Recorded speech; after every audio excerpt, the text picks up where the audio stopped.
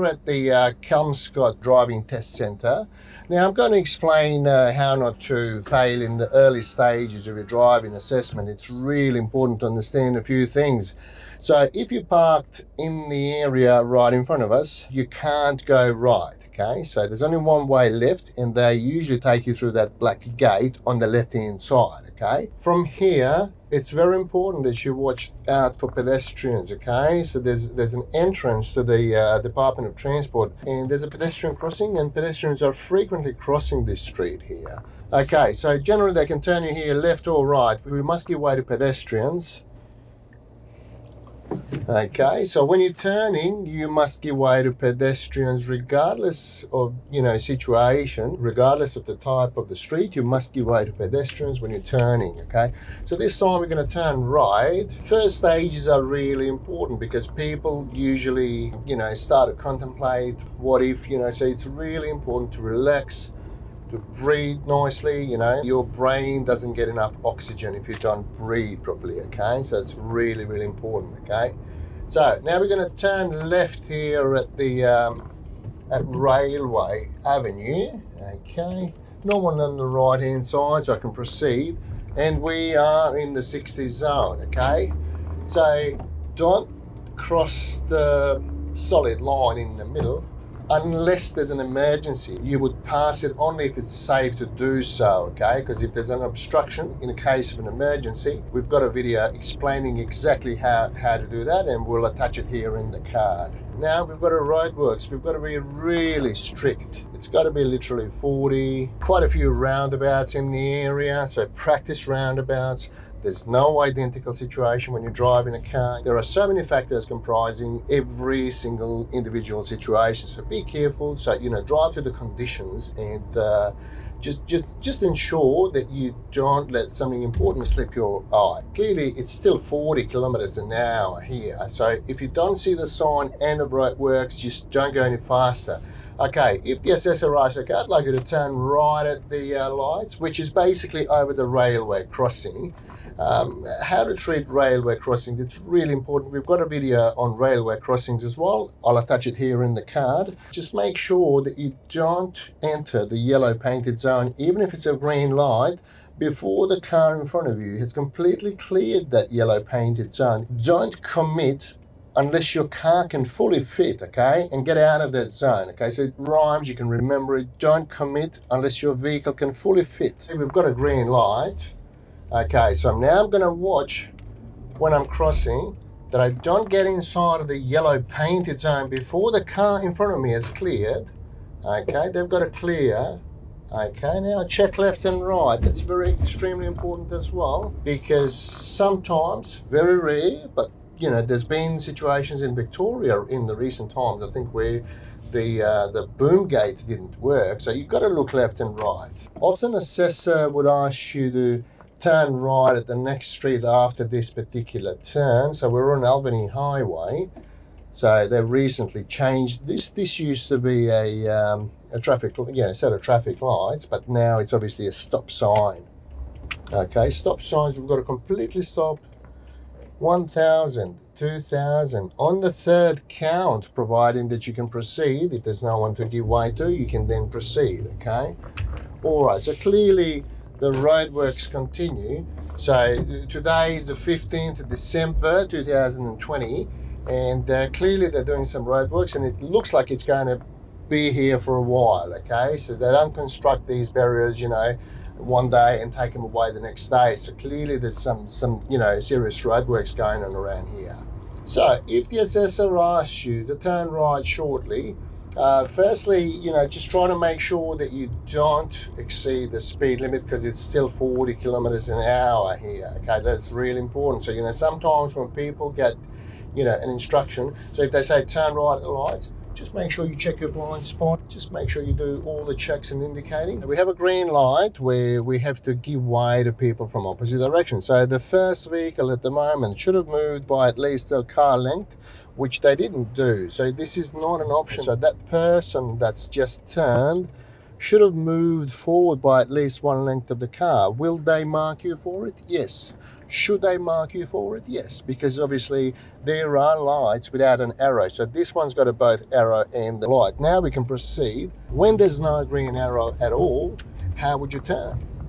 So that's one of the things that people really need to be careful of. Okay, so we're turning into the car park. They might ask you to park around here. In any car park, we get a lot of questions. People asking which car park will they take me to? We always say any car park. So there's no set sort of place where they can take you to. Any car park they can take you to, you know, and, you know, you shouldn't really be petrified about, you know, where they're going to take you to park, providing that you've had a, you know, reasonable amount of practice, okay? So that's number one, okay? Number one reason for people failing still is lack of preparation. Let me repeat it again. The number one reason for people not passing their driving assessments is lack of preparation. It doesn't make sense if someone's confident but not competent, okay? So we always say to people, competence equals confidence. That guy was very courteous, you know, so always be courteous on the road and, you know, always thank people. You know, if someone's done you a favor, just wave them, you know, smile at them. So if it's extraordinarily busy traffic, don't panic, okay? So that's better because there are, you know, things that you might sort of miss out on by going through the busy traffic. So don't panic. It takes longer, which works in your favor. Keep the proper distance, watch your speed. They've blocked this street here. So this looks like it's going to stay here for a while, whatever the roadworks are doing. You can tell by, you know, the whole set, you know, of things here. No matter where you are, you've got to watch the speed limits, okay? Doesn't matter if it's in Kelmscott or Cannington or Joondalup or Midland or, you know, Mirrabooka, West Perth, any test centre, it's just as important as anywhere else. You've got to make sure that you don't go over the speed limit.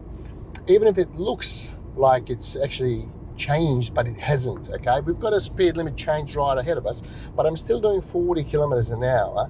From that point on, I will then be able to accelerate up to 60 from here on, okay? So that's extraordinarily important, okay? There's no substitute for doing that because it is guaranteed fail if a person doesn't obey the speed limit. It's as simple as that. Okay, so we're going to be turning right before the lights here. Okay, we can cut into the median strip. If it's painted median strip, we can cut into it. Okay. So anywhere around here, they can ask you to do the exercise left some behind, okay? Never stop near the street. Keep it about 20 meters from the street, about 2 driveways worth. If there's another street coming up, just go a little bit further. They might even ask you to turn left on one of the quieter streets. They can choose any residential street to do the exercise that's behind. Practice in different streets, not only one or two. We're now in the 60 zone here. A single sign always represents a reminder of what the speed limit was prior to getting there.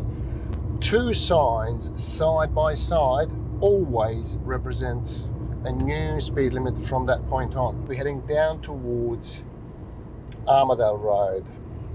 And we're still in the 60 zone here. Any of these side streets, they can take you there to do the exercise left some behind.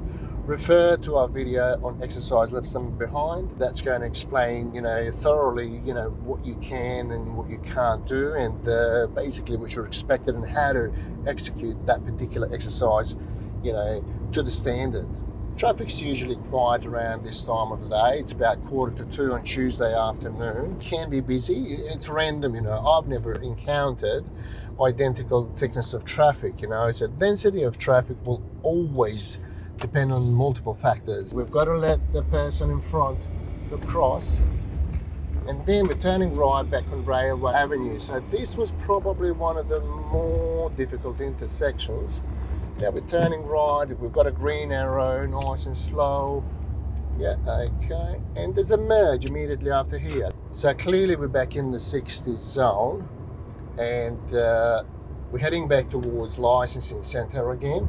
So again, on this side of the railway, they can take you to any street on the left to go through there, and even up back to Armadale Road. So even this one here, Luana Way, that's one of the common places they take you to. Expect a little bit busier traffic on this side of the railway. So that's Champion Drive here.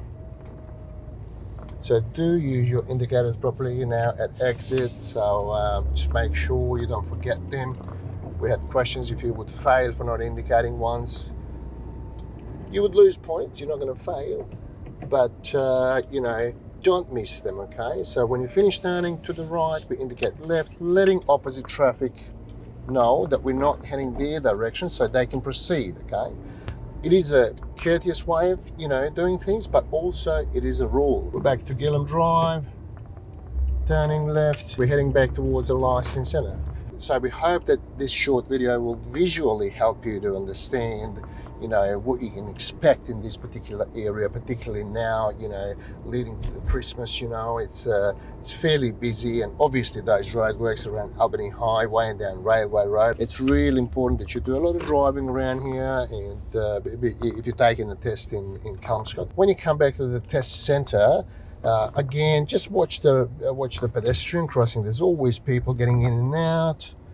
From here, you can go both straight and right where this learner drive is going. So you would park forward anyway. So thank you for watching, and we will see you in the next video.